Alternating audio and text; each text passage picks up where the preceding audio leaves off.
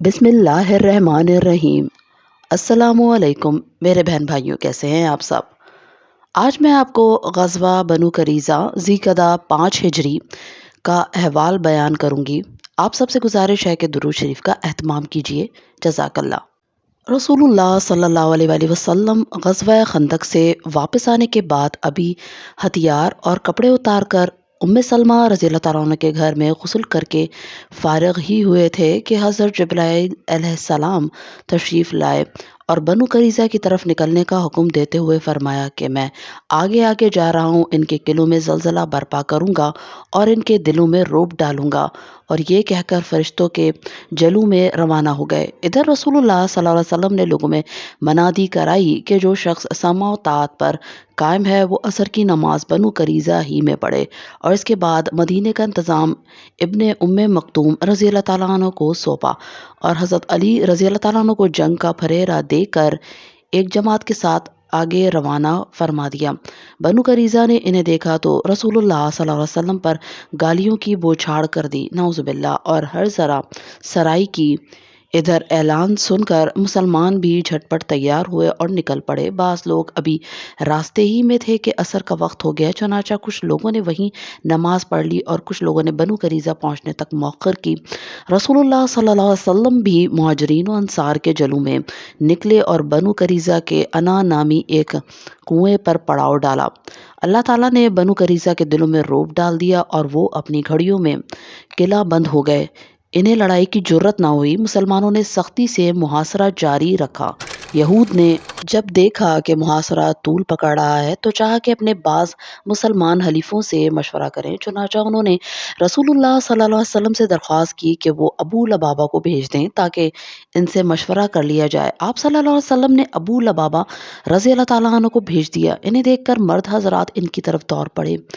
عورتیں اور بچے ان کے سامنے دھاڑے مار مار کر رونے لگے۔ اس کیفیت کو دیکھ کر حضرت ابو لبابہ رضی اللہ تعالیٰ عنہ پر رقت طاری ہو گئی۔ یہود نے کہا، کیا آپ مناسب سمجھتے ہیں کہ ہم محمد کے فیصلے پر ہتھیار ڈال دیں؟ انہوں نے کہا ہاں، اور ساتھ ہی ہاتھ سے حلق کی طرف اشارہ کر دیا۔ مطلب یہ تھا کہ ذبح کر دیے جاؤ گے، لیکن انہیں فوراً احساس ہوا کہ اشارہ کر کے انہوں نے اللہ اور اس کے رسول اللہ صلی اللہ علیہ وسلم کے ساتھ خیانت کی ہے، چنانچہ وہ سیدھے مسجد نبوی پہنچے اور اپنے آپ کو اس کے ایک ستون سے باندھ لیا اور قسم کھائی کہ اب انہیں رسول اللہ صلی اللہ علیہ وسلم ہی اپنے دستے مبارک سے کھولیں گے۔ جب رسول اللہ صلی اللہ علیہ وسلم کو اس کی اطلاع ہوئی تو آپ نے فرمایا، اگر وہ میرے پاس آ گئے ہوتے تو میں ان کے لیے دعائے مغفرت کر دیتا، لیکن جب وہ وہی کام کر بیٹھے ہیں تو اب ہم بھی انہیں چھوڑے رکھیں گے یہاں تک کہ اللہ ہی ان کے بارے میں فیصلہ فرمائے۔ ادھر طوالت محاصرے کے ساتھ ہی بنو قریظہ کے حوصلے ٹوٹ گئے، چنانچہ 25 روز کے بعد انہوں نے اپنے آپ کو رسول اللہ صلی اللہ علیہ وسلم کے حوالے کر دیا کہ آپ جو فیصلہ مناسب سمجھیں کریں۔ آپ نے مردوں کو باندھ لیا اور عورتوں اور بچوں کو علیحدہ کر لیا۔ قبیلہ اوس کے لوگ عرض پرداز ہوئے کہ ہمارے ان حلفاء پر احسان فرمائیں جس طرح خزرج کے حلفاء بنو کنیکا پر احسان فرمایا تھا۔ آپ نے فرمایا کہ آپ لوگ اس بات پر راضی نہیں کہ ان کے متعلق آپ ہی کا ایک آدمی فیصلہ کرے؟ انہوں نے کہا کیوں نہیں؟ آپ نے فرمایا تو یہ معاملہ سعد بن معاذ کے حوالے ہے۔ اوس کے لوگ نے کہا ہم اس پر راضی ہیں۔ حضرت سعد رضی اللہ تعالیٰ عنہ کو غزوہ خندق میں جو زخم لگا تھا اس کی وجہ سے وہ مدینہ میں تھے۔ انہیں گدھے پر سوار کر کے لایا گیا۔ جب رسول اللہ صلی اللہ علیہ وسلم کے قریب پہنچے تو آپ نے فرمایا اپنے سردار کی جانب اٹھو۔ چنانچہ لوگ اٹھ کر ان کے استقبال کو گئے اور انہیں دونوں طرف سے گھیر لیا۔ کہنے لگے سعد اپنے حلیفوں کے بارے میں حسن سلوک کیجیے گا۔ حضرت سعد خاموش تھے، کچھ جواب نہیں دے رہے تھے۔ جب لوگوں نے گزارش کی بھرمار کر دی تو بولے، اب وقت آ گیا ہے کہ سعد کو اللہ کے بارے میں کسی ملامت گر کی ملامت کی پرواہ نہیں۔ یہ سن کر بعض لوگ وہیں سے مدینہ پلٹ آئے اور قیدیوں کی موت کا اعلان کر دیا۔ جب حضرت سعد اتر چکے اور انہیں بتلایا گیا کہ بنو قریظہ ان کی ثالثی پر راضی ہیں تو انہوں نے فیصلہ کیا کہ مردوں کو قتل کر دیا جائے، عورتوں بچوں کو قیدی بنا لیا جائے اور اموال تقسیم کر دیے جائیں۔ رسول اللہ صلی اللہ علیہ وسلم نے فرمایا تم نے ان کے بارے میں وہی فیصلہ کیا ہے جو 7 آسمانوں کے اوپر سے اللہ تعالیٰ کا فیصلہ ہے۔ یہ فیصلہ یہودی شریعت کے مطابق بھی بلکہ ان کی شریعت کے فیصلے کے مقابلے میں زیادہ رحم و نرمی پر مبنی تھا۔ حضرت سعد بن معاذ رضی اللہ عنہ کے اس فیصلے کے بعد بنو قریظہ کو مدینہ لایا گیا اور بنو نجار کی ایک عورت جو حارث کی صاحبزادی تھیں کے گھر میں قید کر دیا گیا اور مدینے کے بازار میں خندقیں کھودی گئیں۔ پھر انہیں ایک ایک گروہ کو کر کے لے جایا گیا اور ان خندقوں میں ان کی گردنیں مار دی گئیں۔ ان کی تعداد 400 اور کہا جاتا ہے کہ 600 اور 700 کے درمیان تھی۔ انہی کے ساتھ بنو نذیر کا سردار حی بن اخطب بھی مارا گیا۔ یہ یہود کے ان 20 سرداروں میں سے ایک تھا جنہوں نے قریش اور غطفان کو غزوہ احزاب کے لیے تیار کیا تھا۔ پھر بنو قریظہ کے پاس آ کر انہیں عہد شکنی پر ورغلایا تھا، یہاں تک کہ انہوں نے مسلمانوں کی زندگی کے مشکل ترین اوقات میں ان کے ساتھ غداری کی تھی اور غداری کرتے وقت اس سے یہ شرط لگائی تھی کہ یہ بھی ان کے ساتھ رہے گا اور جو حشر ان کا ہوگا وہی اس کا بھی ہوگا۔ چنانچہ محاصرہ اور ہتھیار ڈالنے کے دوران یہ بھی ان کے ساتھ قتل کر دیا گیا۔ بنو قریظہ کے چند افراد ہتھیار ڈالنے سے پہلے مسلمان ہو گئے تھے، ان سے کوئی تعارض نہیں کیا گیا۔ بعض لوگوں کو ہبا کروا لیا گیا تھا، انہیں بھی چھوڑ دیا گیا اور وہ مسلمان ہو گئے۔ ان کی ایک عورت بھی قتل کر دی گئی کیونکہ اس نے چکی پھینک کر حضرت خلاد بن سوید رضی اللہ تعالیٰ عنہ کو قتل کر دیا تھا۔ ہتھیار اور اموال جمع کیے گئے، 1500 تلواریں، 300 زریں، 2000 نیزے، 500 ڈھال، بہت سا سامان، بہت سے برتن، اونٹ اور بکریاں جمع ہوئیں۔ آپ نے کھجوروں، درخت اور قیدیوں سمیت ان سب کا خمس نکالا کہ بقیہ مال غنیمت فوجیوں پر تقسیم کر دیا۔ جو پیدل تھا اسے ایک حصہ اور جو شہ سوار تھا اسے 3 حصے دیے۔ ایک حصہ اس کا اپنا اور 2 حصے اس کے گھوڑے کے۔ قیدیوں کو نجد بھیج کر ان کے بدلے ہتھیار خرید لیے گئے۔ البتہ نبی کریم صلی اللہ علیہ وسلم نے ان میں سے حضرت ریحانہ بنت زید بن عمرو بن خنافہ کو اپنے لیے منتخب کیا۔ پھر کہا جاتا ہے کہ انہیں اپنی ملکیت میں رکھا اور کہا جاتا ہے کہ انہیں آزاد کر کے شادی کر لی۔ حجۃ الوداع کے بعد ان کا انتقال ہو گیا۔ جب بنو قریظہ کا کام تمام ہو چکا تو بندہ صالح حضرت سعد بن معاذ رضی اللہ تعالیٰ عنہ کی دعا قبول ہو گئی۔ وہ مسجد نبوی کے ایک خیمے میں تھے تاکہ نبی کریم صلی اللہ علیہ وسلم قریب ہی سے ان کی عیادت کر لیا کریں۔ ان کے اوپر ایک بکری گزر گئی جس سے زخم ٹوٹ کر ہنسلی لبے کے پاس سے با پڑا اور اس قدر خون نکلا کہ ان کی وفات واقع ہو گئی۔ ان کا جنازہ مسلمانوں کے ساتھ فرشتوں نے بھی اٹھایا اور ان کی موت پر رحمان کا عرش لرز اٹھا۔ ادھر ابو لبابہ رضی اللہ تعالیٰ عنہ پر 6 راتیں گزر چکی تھیں۔ نماز کے لیے ان کی بیوی انہیں کھول دیتی تھی، اس کے بعد وہ پلٹ کر پھر اپنے آپ کو ستون سے باندھ لیتے تھے۔ اس کے بعد حضرت ام سلمہ کے مکان میں ان کی توبہ نازل ہوئی۔ حضرت ام سلمہ نے انہیں بشارت دی تو لوگ انہیں کھولنے کے لیے دوڑ پڑے، مگر انہوں نے انکار کر دیا کہ رسول اللہ صلی اللہ علیہ وسلم کے علاوہ انہیں کوئی نہ کھولے گا۔ چنانچہ نبی کریم صلی اللہ علیہ وسلم نماز فجر کے لیے نکلے تو انہیں کھول دیا۔ غزوہ بنو قریظہ کے بعد مسلمانوں کو مزید کئی عسکری کارروائیاں انجام دینی پڑی۔ ان میں اہم کارروائیاں حسب ذیل ہے: ابو رافع سلام بن ابی الحقیق کا قتل ذی الحجہ 5 ہجری۔ یہ شخص حجاز کا تاجر اور یہود خیبر کا رئیس تھا اور ان بڑے مجرمین میں سے ایک تھا جنہوں نے اہل مدینہ کے خلاف جماعتوں کو ورغلانے اور لانے کا کام کیا تھا۔ چنانچہ اب مسلمان احزاب اور قریظہ سے فارغ ہو چکے تو خزرج کے 5 آدمی اس شخص کو قتل کرنے کے لیے تیار ہوئے تاکہ کعب بن اشرف کو قتل کر کے اوس نے جیسا شرف حاصل کیا تھا ویسا ہی شرف یہ لوگ بھی حاصل کر لیں۔ پھر یہ لوگ خیبر کے اطراف میں واقع اس کے قلعے کے پاس پہنچے۔ اس وقت سورج غروب ہو چکا تھا۔ ان کے قائد عبداللہ بن عتیق رضی اللہ تعالیٰ عنہ نے کہا کہ تم لوگ یہیں ٹھہرو، میں جاتا ہوں اور دروازے کے پہرے دار کے ساتھ کوئی لطیف ہیلا اختیار کرتا ہوں، ممکن ہے اندر داخل ہو جاؤں۔ اس کے بعد وہ تشریف لے گئے اور دروازے کے قریب جا کر سر پر کپڑا ڈال کر یوں بیٹھ گئے گویا قضائے حاجت کر رہے ہیں۔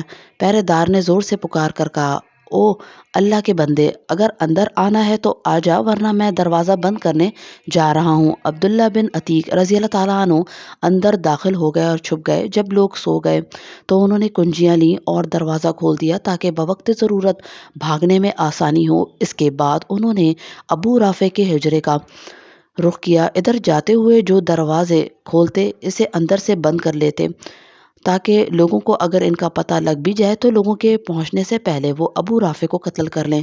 جب اس کے حجرے میں پہنچے تو وہ اپنے بال بچوں کے درمیان تاریکی میں سو رہا تھا اور پتہ نہیں چل رہا تھا کہ وہ کہاں ہے، لہٰذا انہوں نے آواز دی، ابو رافع۔ اس نے کہا، کون ہے؟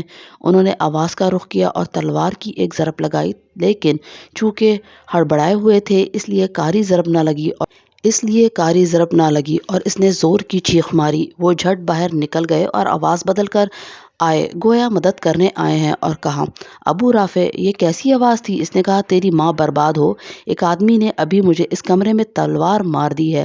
اب انہوں نے دوبارہ اس کا رخ کیا اور تلوار کی ایسی زوردار ضرب لگائی کہ وہ خون میں لت پت ہو گیا، لیکن اب بھی قتل نہ ہو سکا، اس لیے انہوں نے اس کے پیٹ پر تلوار رکھ کر دبا دی اور وہ پیٹ تک جا رہی۔ اس کے بعد انہوں نے ایک ایک دروازہ کھولا اور باہر نکلے۔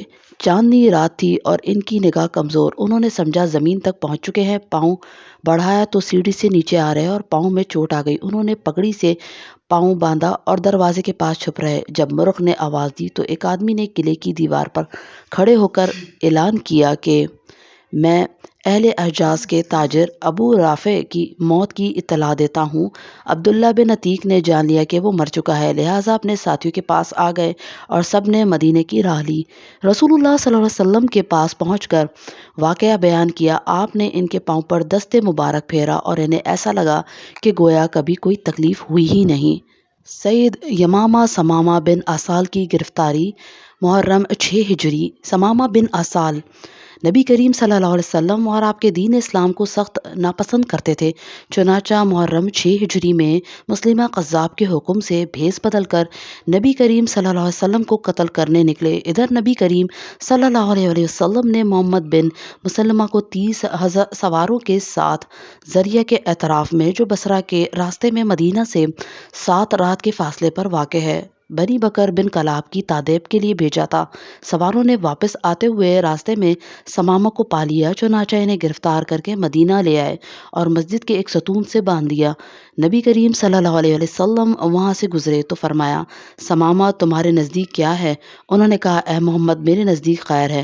اگر قتل کرو تو ایک خون کا ساس والے کو قتل کرو گے، اور اگر احسان کرو تو ایک قدرداں پر احسان کرو گے، اور اگر مال چاہتے ہو تو مانگو، جو چاہو گے دیا جائے گا۔ اس کے بعد آپ نے انہیں اسی حال میں چھوڑ دیا۔ دوسرے دن پھر گزرے اور پھر یہی گفتگو ہوئی، پھر تیسرے دن بھی یہی سوال و جواب ہوا۔ اس کے بعد آپ نے فرمایا کہ ثمامہ کو چھوڑ دو۔ ابا رضی اللہ تعالیٰ عنہ نے انہیں چھوڑ دیا۔ انہوں نے غسل کیا اور مسلمان ہو گئے۔ پھر کہا، واللہ، روئے زمین پر کوئی چہرہ میرے نزدیک آپ کے چہرے سے زیادہ قابل نفرت نہ تھا، لیکن اب آپ کا چہرہ میرے نزدیک دوسرے تمام چہروں سے زیادہ محبوب ہو گیا ہے۔ سبحان اللہ۔ اور واللہ، روئے زمین پر کوئی دین میرے نزدیک آپ کے دین سے زیادہ ناپسندیدہ نہ تھا، مگر اب آپ کا دین میرے نزدیک دوسرے تمام ادیان سے زیادہ محبوب ہو گیا ہے۔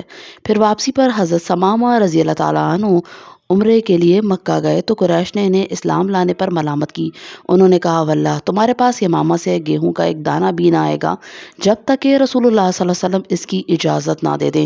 چنانچہ واپسی کے بعد انہوں نے اہل مکہ کے لیے گیہوں بیچنے کی ممانعت کر دی، جس سے وہ مشکل میں پڑ گئے، حتیٰ کہ نبی کریم صلی اللہ علیہ وسلم کو قرابت کا واسطہ دے کر لکھا کہ آپ ثمامہ کو لکھ دیں وہ گیہوں بیچنے کی اجازت دے دیں۔ آپ صلی اللہ علیہ وسلم نے ایسا ہی کیا۔ غزوہ بنو لحان۔ ربیع الاول 6 ہجری۔ بنو لحان وہی ہے جنہوں نے رجی میں صحابہ کرام رضی اللہ تعالیٰ عنہ کو قتل کیا تھا۔ یہ حجاز کے بہت اندر غطفان کی حدود میں آباد تھے، اس لیے نبی کریم صلی اللہ علیہ وسلم نے ان سے نمٹنے میں قدر تاخیر کی۔ جب کفار کے مختلف گروہوں میں پھوٹ پڑ گئی اور آپ دشمنوں سے کسی قدر مطمئن ہو گئے تو آپ نے مدینے کا انتظام ابن ام مکتوم رضی اللہ تعالیٰ عنہ کو سونپ کر 200 صحابہ اور 20 گھوڑوں کے ساتھ ربیع الاول 6 ہجری میں بنو لحان کا رخ کیا اور یلغار کرتے ہوئے بطن غران تک جا پہنچے۔ یہ امج اور اسفان کے درمیان ایک وادی ہے اور یہیں آپ کے صحابہ کو شہید کیا گیا تھا۔ آپ صلی اللہ علیہ وسلم نے ان کے لیے دعائے رحمت کی اور 2 روز یہی قیام فرمایا۔ ادھر بنو لحان کو خبر ہو گئی اور وہ پہاڑوں کی چوٹیوں کی طرف بھاگ نکلے۔ ان کا کوئی آدمی ہاتھ نہ آ سکا۔ پھر آپ نے اسفان کا قصد کیا اور وہیں سے 10 سواروں کا دستہ آگے بھیجا تاکہ قریش ان کی آمد کا حال سن کر مرعوب ہو جائیں۔ اس دستے نے کرہ الغمیم تک کا چکر لگایا۔ اس کے بعد آپ کل 14 دن مدینے سے باہر گزار کر مدینہ واپس آ گئے۔ سریہ ایس اور ابو العاص شوہر زینب بنت رسول اللہ صلی اللہ علیہ وسلم کا قبول اسلام۔ جمادی الاولیٰ 6 ہجری۔ میں رسول صلی اللہ علیہ وسلم نے حضرت زید بن حارثہ رضی اللہ تعالیٰ عنہ کو 170 سواروں کے ساتھ ایس کی جانب روانہ کیا۔ مقصد شام سے آنے والے ایک قریشی قافلے کو پکڑنا تھا جس کے سربراہ رسول اللہ صلی اللہ علیہ وسلم کی صاحبزادی حضرت زینب رضی اللہ تعالیٰ عنہ کے شوہر ابو العاص بن ربیع تھے۔ مسلمانوں نے اس قافلے کو لوگوں کے سمیت گرفتار کر لیا۔ البتہ ابو العاص ہاتھ نہ آئے، لیکن وہ سیدھے مدینہ پہنچے، حضرت زینب کی پناہ لی اور ان سے کہا کہ وہ رسول اللہ صلی اللہ علیہ وسلم سے کہیں کہ آپ قافلے کا مال واپس کر دیں۔ حضرت زینب رضی اللہ عنہ نے سفارش کی اور آپ نے چھوٹی بڑی تھوڑی زیادہ ہر چیز واپس کر دی۔ ابو العاص تجارت، مال اور امانت کے معاملے میں مکے کے چند گنے چنے لوگوں میں سے تھے۔ وہ مکہ گئے، امانت اہل امانت کو ادا کی، پھر مسلمان ہو گئے اور ہجرت کر کے مدینے آ گئے۔ رسول اللہ صلی اللہ علیہ وسلم نے حضرت زینب رضی اللہ تعالیٰ عنہ کو پہلے ہی نکاح کے تحت ان کو واپس کر دیا۔ یہ واپسی 3 سال سے کچھ زیادہ عرصے کی جدائی کے بعد ہوئی۔ رسول اللہ صلی اللہ علیہ وسلم نے اس دوران مزید کئی سرایا بھی بھیجے جن کا دشمن کی سرکشی توڑنے، ان کے شر کی آگ بجھانے اور دور دراز علاقوں تک امن و امان پھیلانے میں بڑا اثر تھا۔ پھر آپ کے پاس کچھ اس طرح کی خبریں آئیں کہ آپ غزوہ بنو مستلق کے لیے تشریف لے گئے۔ صلی اللہ علیہ وآلہ وسلم